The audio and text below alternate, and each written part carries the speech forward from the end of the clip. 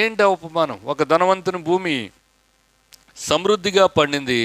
అప్పుడు అతడు అనుకుంటున్నాడు, నా పంట కూర్చుకున్నట్టుకు నాకు స్థలము చాలదు, కనుక వాట్ కెన్ ఐ డూ, నేనేమి చేతునని తనలో తాను ఆలోచన చేసుకుని తాను అనుకున్నాడు, నేను ఇలా చేస్తాను. ఐడియా జీవితాన్ని మార్చేస్తుంది అంటారు. మానవుల ఐడియా కాదు, కానీ దేవుని యొక్క ఐడియా, దేవుని యొక్క ఆలోచన మాత్రమే మానవుల జీవితాన్ని మారుస్తుంది.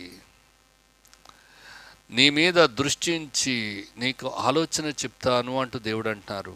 నీవు నడవలసిన మార్గమును నీకు బోధిస్తాను అంటూ దేవుడు మాట్లాడుతున్నారు.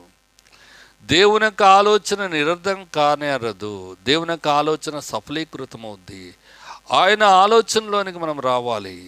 ఆయన ఉద్దేశాల్లోనికి మనము రావాల్సినటువంటి వారు ఉన్నాం. మన యొక్క ఆలోచన మనకు పనికి రాదండి ప్రియులారా. ఈ రోజునే మనమందరం కూడా గమనించాలి, ఎలాంటి దుస్థితిలో మనం ఉన్నాము, ఎలాంటి